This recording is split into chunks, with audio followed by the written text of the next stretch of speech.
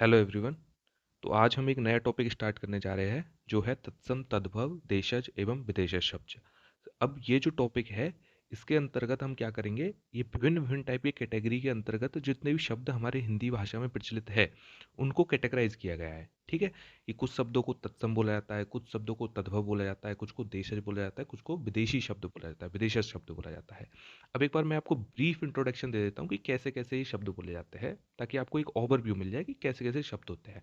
देखिए, तत्सम शब्द जो होते हैं वो, क्योंकि हमारी जो खड़ी बोली हिंदी है, जो हिंदी अभी प्रचलित है, वो संस्कृत लैंग्वेज से ही आई है। तो जो संस्कृत के जो मूल शब्द होते हैं वो एज इट इज जो हिंदी में उठा लिए गए हैं, वो हमारे तत्सम शब्द हो गए। ये सारे जितने भी शब्द है ना, ये सारे शब्द हिंदी भाषा में बोले जाने वाले ही शब्द है। तत्सम, तद्भव, देशज, विदेशी, ये सारे शब्द वो है जो हिंदी भाषा में बोले जाते हैं, जो खड़ी बोली हिंदी में बोले जाते हैं। लेकिन एज इट इज जो संस्कृत भाषा से उठा लिए गए वो तो हमारे तत्सम शब्द हो गए, जिनमें कुछ हेर फेर करके टाइम के साथ, जिसमें कुछ हेर फेर हुआ बोलचाल की भाषा में, उनका शब्द उच्चारण में चेंज हुआ, वो सारे शब्द आ जाते हैं हमारे तद्भव शब्द। ठीक है। अब तत्सम हो या तद्भव हो, वो दोनों ही शब्द देशज होते हैं। और यदि और स्पेसिफिक जाऊं तो देशज जो शब्द होते हैं उसके अंतर्गत क्या होता है, जो लोकल लैंग्वेज के शब्द होते हैं वो आ जाते हैं। जैसे जो स्पेशल हमारे राजस्थान में बोले जाते हैं वो देशज शब्द हो जाएंगे। विदेशी शब्द में अरबी, फारसी, जो अदर भाषाओं से लिए गए हैं, जैसे इंग्लिश के शब्द हैं बहुत सारे, जैसे टीचर ही बोलूँ मैं, तो टीचर शब्द हम लिखते हैं ना हिंदी उपन्यास में, आपने बहुत बार पढ़ा होगा टीचर शब्द। तो वो शब्द एक्चुअल में हिंदी का नहीं, वो अंग्रेजी का है, तो वो विदेशी शब्द हो गया। ठीक है, ऐसे ही फारसी है, अरबी है, ठीक है, लैटिन शब्द है, ग्रीक शब्द है, पुर्तगाली शब्द है, फ्रांसीसी शब्द है, ऐसे बहुत सारे शब्द हैं जो और जगह से उठाए गए, उनको विदेशी शब्द बोलते हैं। तो ये तो मैंने ब्रीफ ब्रीफ इंट्रोडक्शन दिया है इसका। अब हम बिना कुछ देरी किए हमारे तत्सम और तद्भव शब्द स्टार्ट करते हैं। इसके बाद में हम देशा शब्द पढ़ेंगे, फिर हम विदेशा शब्द पढ़ेंगे। आई नो कि आप जिन लोगों ने ये टॉपिक पढ़ चुके हैं उनको विदेशी शब्दों में ज़्यादा दिक्कत आएगी, तो बिल्कुल चिंता मत कीजिए, विदेशी शब्दों को हम बहुत अच्छे से ट्रिक के माध्यम से, और कैसे शब्द की उत्पत्ति हुई और कैसे हमारे प्रचलन में, हिंदी भाषा के प्रचलन में आया, उनको एकदम सटीकता के साथ देखेंगे ताकि आपको चीज़ रिटेन हो जाए दिमाग में। ठीक है, तो अभी यहाँ पे लेके चलते हैं, और एज यूजुअल जो लगेगा मुझे कि जो शब्द आपको याद करने की ज़रूरत है वहाँ टिक लगा दूंगा मैं। ठीक है, तो स्टार्ट करते हैं। देखिए, अंगुली है, अंगुली और अंगुली, अब ये इंपॉर्टेंट शब्द है, क्योंकि नॉर्मल भाषा में हम अंगुली ही लिखते हैं और दोनों में सिर्फ मात्रा का अंतर है। तो ध्यान रखना, जो एक्चुअल तत्सम शब्द है वो अंगुली है, और जो अंगुली है वो तद्भव शब्द है। ध्यान रखोगे, और इसको आप टिक लगा दी क्योंकि इंपॉर्टेंट है, कंफ्यूज हो सकते हो। जो अंगुली है, बड़ी मात्रा की जो अंगुली है, वो आपकी तद्भव शब्द है, और अंगुली जो है वो तत्सम शब्द है। ठीक है। अकार्य, अकाज, ये तो पता ही है क्योंकि कार्य को काज बोला जाता है। अक्षत, अच्छत, ठीक है। अक्षय को आखा, जैसे बोलते हैं ना अक्षय, अक्षय तृतीया, अक्षय तृतीया बोलते हैं ना, अक्षय तृतीया, तो इसको आखा तीज भी बोलते हैं। ठीक है, ये शब्द आपने बहुत बार सुना होगा, आखा तीज, क्योंकि आखा तीज से आई थिंक, जितना मुझे ध्यान है, कि जो विवाह है वो स्टार्ट होना, वो स्टार्ट हो जाते हैं आखा तीज से। ठीक है, तो उसको क्या बोलते हैं, अक्षय तृतीया। तो इस तरह से अक्षय का क्या कर दिया, आखा, ये तद्भव शब्द हो गया। धीरे धीरे प्रचलन में अक्षय, अक्षय, अब अक्षय तो बोलने में कितना डिफिकल्ट लगता है, लेकिन आखा बड़ा सिंपल लगता है। तो अक्षय धीरे धीरे धीरे धीरे चलते चलते क्या बन गया, आखा बन गया। तो ऐसे ही तत्सम से तद्भव शब्द बनते हैं। अक्षर, जिसको क्या बोलते हैं, अक्षर बोलते हैं, आखर भी बोलते हैं, है ना। अक्षी, आंख, तो अक्षी बनते बनते क्या हो गया, आंख हो गया। ठीक है। अक्षोट, तो अखरोट, अखरोट को क्या बोलते हैं, अक्षोट बोलते हैं। अखिल को बोलते हैं आखा। जैसे एक शब्द है, आपने सुना होगा, मुंबईया लैंग्वेज में जिसको बोले हम तो अक्खा बोलते हैं, है ना। बोलते हैं ना, यदि आपने मुन्ना भाई एमबीबीएस मूवी देखी है तो उसमें बोलते हैं यार ये तो अक्खा सिस्टम ही गड़बड़ा रहा है, बोलते हैं ना अक्खा, तो बस वो जो अक्खा है ना, वही आखा है। ठीक है। तो तद्भव शब्द क्या है, आखा। अखिल मतलब कि संपूर्ण, जैसे बोलते हैं ना अखिल अखिल भारतीय संस्थाएं, संस्थान, तो ऑल इंडिया इंस्टीट्यूशन, तो अखिल मतलब कि ऑल, संपूर्ण, तो बस वो अक्खा, अक्खा का मतलब क्या होता है, संपूर्ण, तो आखा। ठीक है, ऐसे ये आया है, ये आखा तीज वाला आखा अलग है। अगणित, अनगिनत बोलते हैं। अगम्य और अगम, अग्नि, आग, ठीक है। अग्निष्ठिका, अंगीठी। अग्र, आगे। अग्रणी या अग्रवर्ती, अगाड़ी, बोलते हैं ना अगाड़ी पिछाड़ी, तो मतलब जो आगे रहने वाला अगाड़ी और जो पीछे चलने वाला वो पिछाड़ी। जैसे एक गाना भी है, कि मैं चलूँ अगाड़ी ये तू चले पिछाड़ी, सब खेल जानता हूँ खिलाड़ी। आई डोंट नो कौन सी मूवी का है, बट इस तरह से कोई गाना है। तो अगाड़ी मतलब कि आगे चलने वाला, सबसे आगे चलने वाला। ठीक है। अग्रपद, अग्रपद मतलब कि अग्रुआ, अगुआ।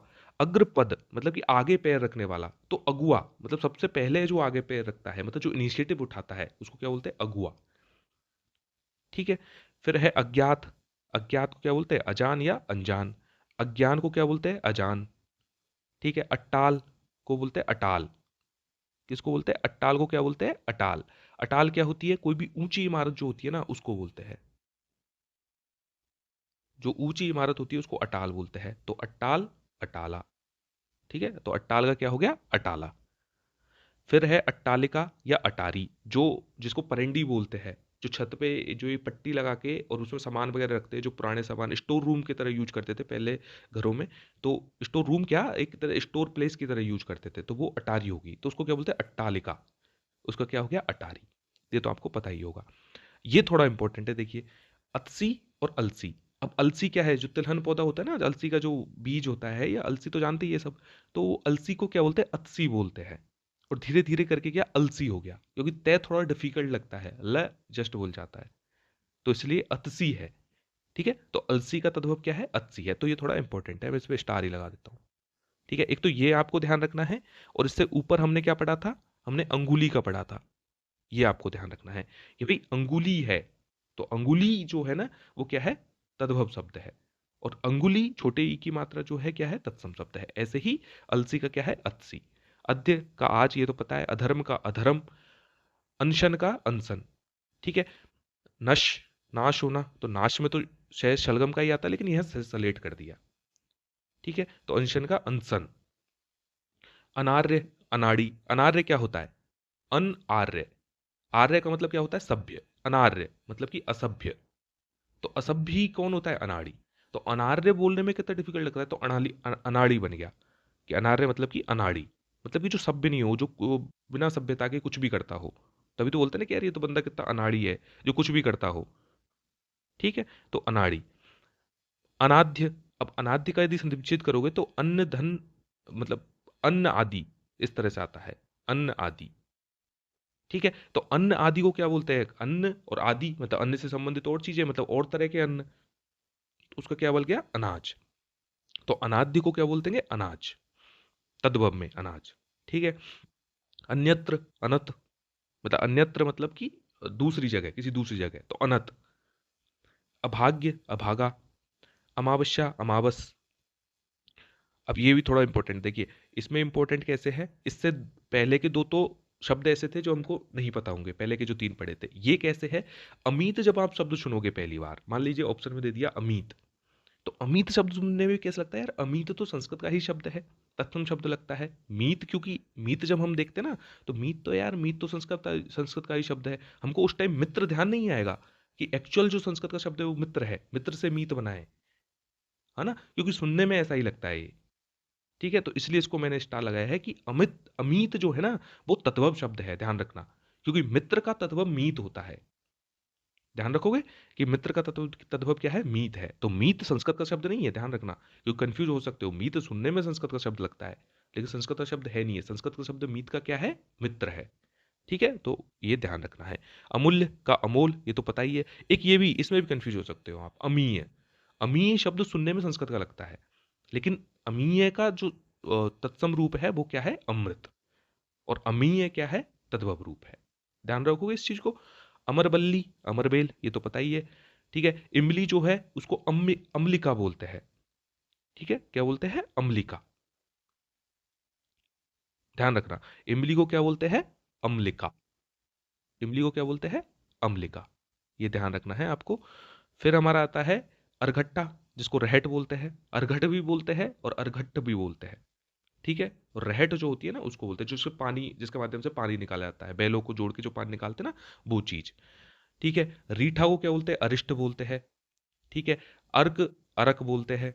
अर्चन, अर्चन बोलते हैं। अर्ध, आधा। ठीक है। अलत्तक, आलता। ठीक है। अलत्तक और आलता। अलत्तक क्या होता है? देखो, अलत्तक वैसे तो एक प्रचलित शब्द नहीं है। अलत्तक बोला जाता है जब किसी स्त्री का विवाह होता है, या कोई जरूरी नहीं है किसी स्त्री का विवाह हो, उस विवाह में सम्मिलित अन्य स्त्रियां भी जो है मतलब उससे संबंधित जो स्त्रियां है वो क्या करती है, पैरों में जो लाल कलर का जो रंग लगाती है, आजकल तो मेहंदी लगाई जाती है, ठीक है, इसके अलावा रोड़ी जो लाल कलर होता है वो जो लगाती है उसको अलग तक बोला जाता है। ठीक है, तो अलग तक का क्या है, आलता। ठीक है, अलग तक का तद्भव क्या है, आलता। ठीक है, ये इतना इंपॉर्टेंट नहीं है बट फिर भी क्योंकि ये कभी शब्द सुना नहीं तो इसलिए याद रखना कि अलग तक क्या होता है और उसका तद्भव शब्द क्या होता है, आलता होता है। ठीक है, अवगुंठन, अवगुंठन का क्या होता है, घूंघट, ध्यान रखना। घूंघट का जो तत्सम शब्द है वो क्या है, अवगुंठन, अवगुंठन। अब इसका यदि हम देखें तो गुंठन का मतलब होता है बांधना, गूंथना, बांधना, और अब मतलब कि नीचे। तो मतलब जिस पल्लू को, जिस कपड़े को सर से नीचे बांधा जाता है तो वो तो घूंघट होता है, तो अवगुंठन। तो घूंघट का तत्सम शब्द क्या है, अवगुंठन। ठीक है, अवघट का क्या है, औघट, ये तो पता ही चल रहा है। ठीक है, औंधा, जैसे बोलते हैं ना यार औंधा गिर गया, औंधा मतलब कि सिर के बल, चेहरे के बल गिर गया, उसको औंधा। तो अब मूर्धक, औंधे का क्या है, अब मूर्धक। ओस का है अवश्याय। ठीक है, ओस का क्या है, अवश्याय, ये ध्यान भी रखना। शाय शब्द जो है ना उसका अर्थ होता है नमी। अब मतलब कि अगेन नीचे, तो ऐसी नमी जो वायुमंडल से नीचे गिरती है। ठीक है, ओस वायुमंडल में जो वाष्प की मात्रा होती है, जो मॉइस्चर की कंटेंट होता है वही तो गिरता है नीचे, उसी को तो ओस बोलते हैं। तो अवश्याय क्या है, ओस, ओस। ठीक है, तद्भव शब्द है, और अवश्य क्या है, संस्कृत शब्द है। अवसर का अवसर। अशीति, अशीति, अस्सी को क्या बोलते हैं, अशीति। ठीक है, अशीति बोलते हैं अस्सी को। अश्रु, आंसू है। अश्विन, आसिन। अष्ट, आठ। अष्टादश, 18। अष्टादश, अष्ट और दस मतलब कि 18। अस्थि को हड्डी।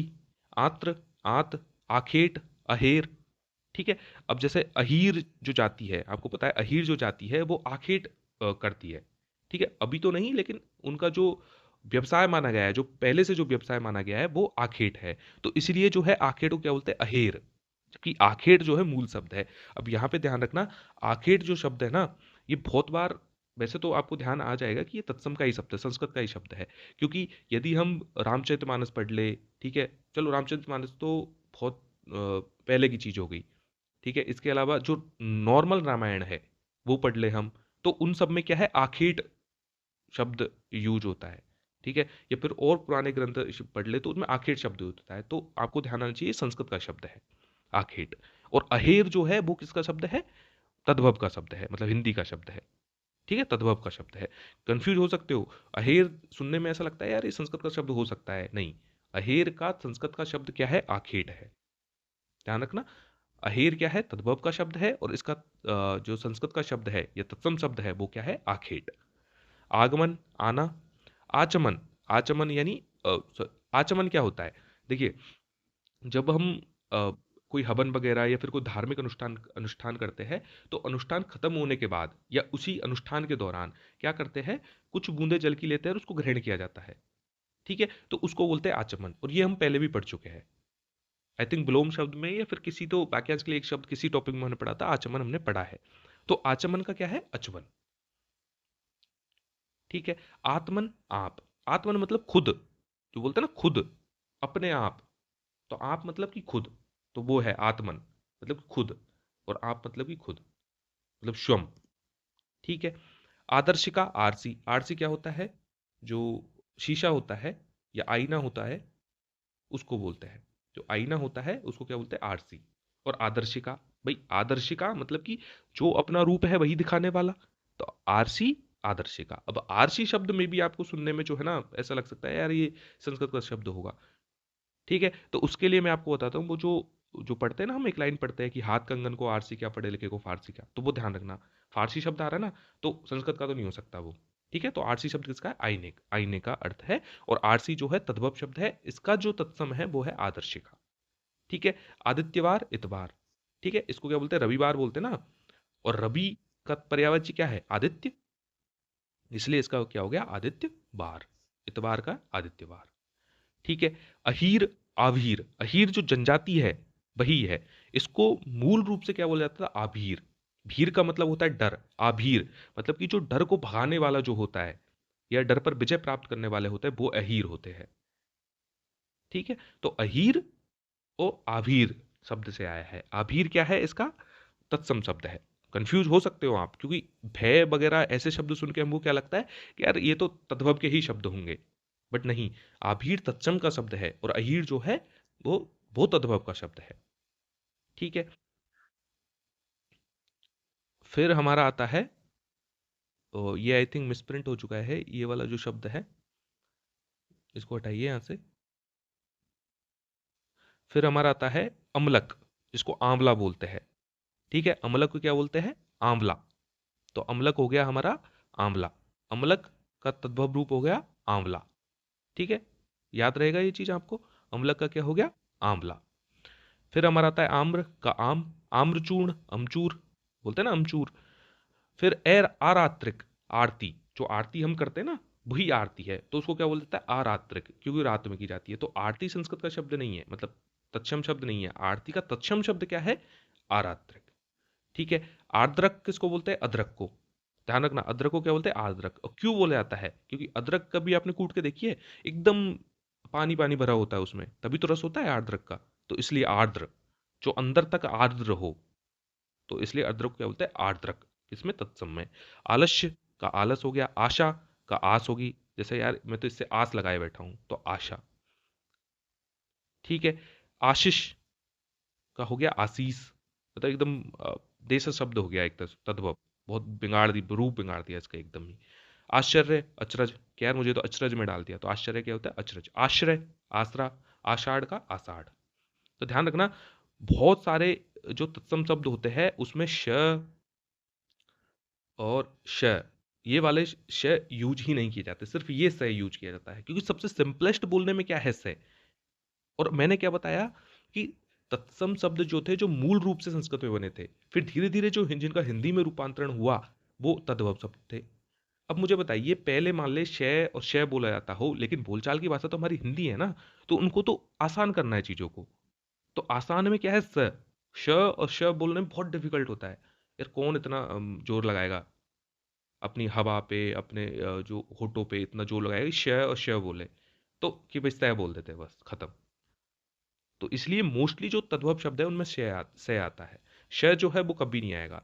एक आध शब्द हो सकते हैं, बाकी मोस्टली बता रहा हूं मैं, 99% शब्दों में जो है से आएगा, यदि तद्भव शब्द है तो वो। ठीक है, और तत्सम में क्या आएगा? श और श आएगा। ठीक है, तो ये हमारा आज का लेक्चर खत्म होता है। आज मैं एक छोटा ही लेक्चर रखूंगा, ताकि आपको एक तरह से क्रक्स मिल जाए। उसके बाद में जैसे जैसे हम बढ़ेंगे, तो लेक्चर की जो लेंथ है वो बढ़ाते जाएंगे और कंटेंट भी बढ़ाते जाएंगे। तो आई थिंक 6 लेक्चर मान लीजिए, 6 लेक्चर में जो है तत्सम तद्भव देशज विदेश शब्द जो टॉपिक है वो हम खत्म कर देंगे।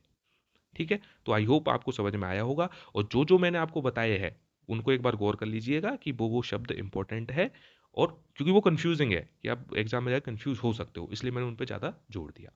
ठीक है, तो मिलते हैं अगले वीडियो में, तब तक के लिए थैंक यू।